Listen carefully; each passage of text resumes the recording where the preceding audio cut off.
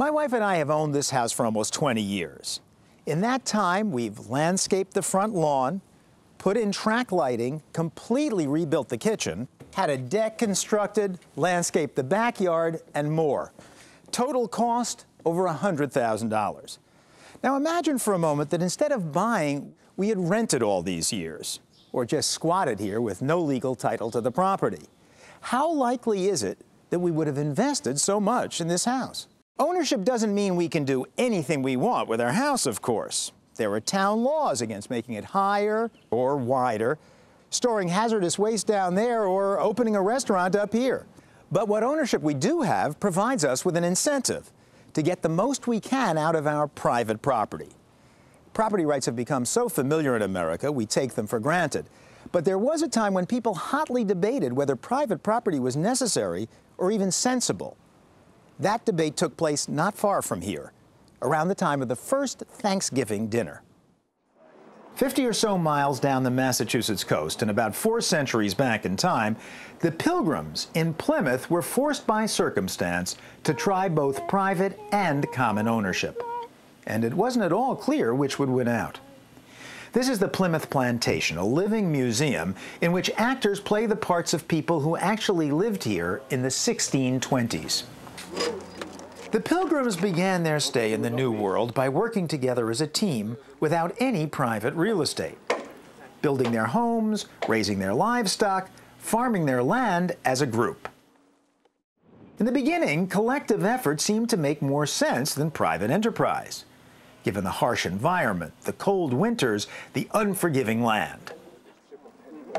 Understandably, the first Pilgrims felt that it was swim together or sink alone.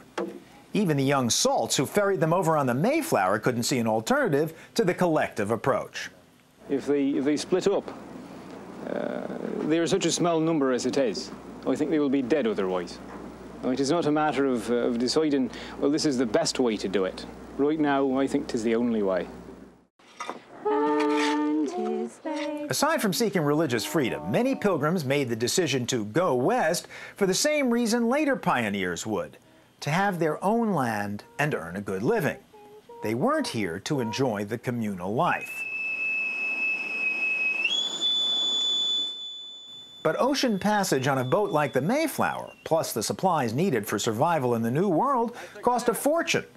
The Pilgrims didn't have it. Some English investors did. So the investors formed a company to bankroll the venture and profit accordingly. They believed that if the Pilgrims had private property and private enterprise, the investors would get less for themselves.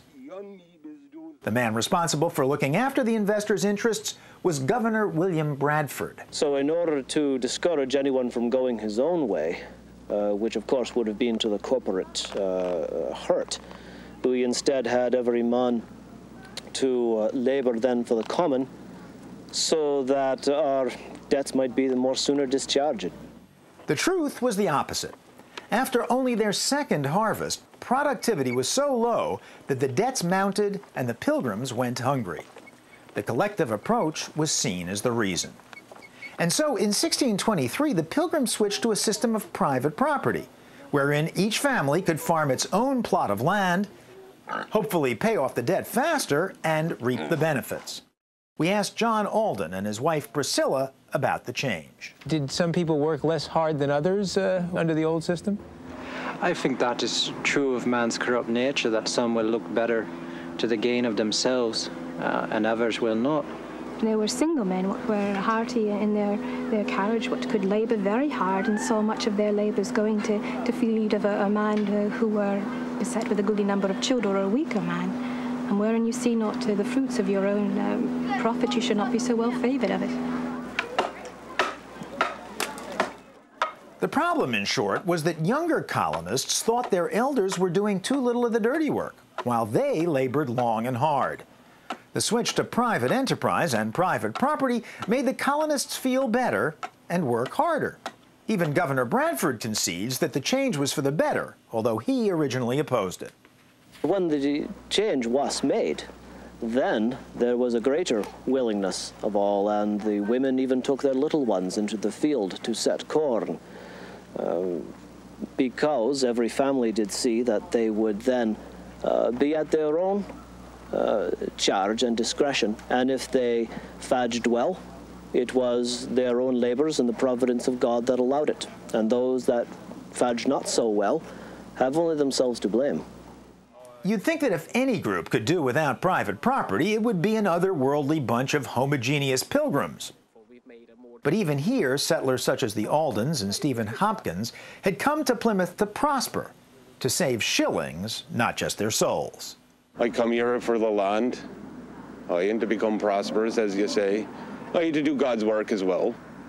There's some here that would cast an eye to me and think that perhaps I'm not as a godly a man as they. But that ain't the truth. Can you imagine a situation in which a group of people, all believing in the same thing, pull together and therefore are more productive working as a group than individually? I believe in paradise, if that's what you're asking me. And I believe that my Redeemer liveth.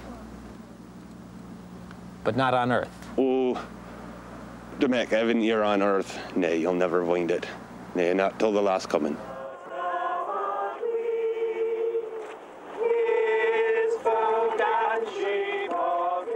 Prosperity brought problems of its own. Once people could profit from their own efforts, inequalities of wealth appeared. Atop the Forbes list of America's richest families in 1627 would have been this man, Isaac Allerton. Once Allerton was able to amass private property, he set out to expand the lucrative fur trade to the north. There's a river, Kennebec, that's 30 leagues north of here, I'd say, perhaps more. We hope to get a charter for that particular river. I've been led to understand that it would be quite possible. Some of us know how to open certain doors that need be opened in London, that some other folk of this town have had not such good fortune with.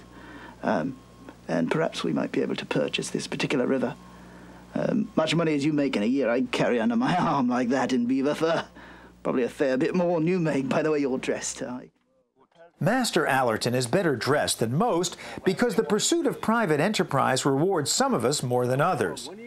But as the Pilgrims discovered here centuries ago, when folks work for themselves instead of the group, they're often willing to make more of an investment that pays off for the group in the end.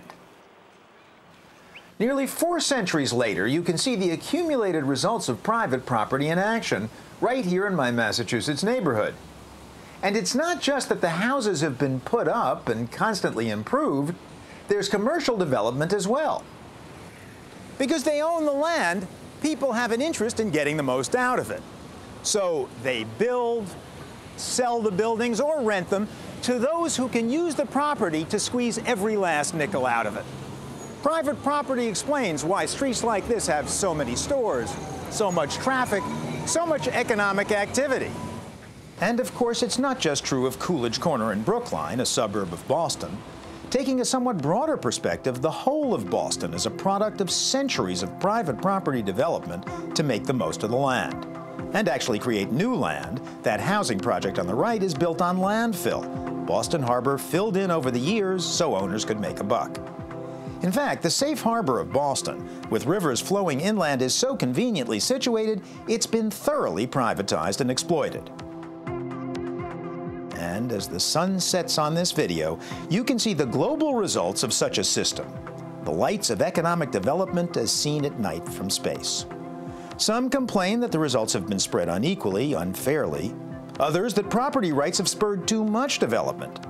But it's hard to argue with the big picture.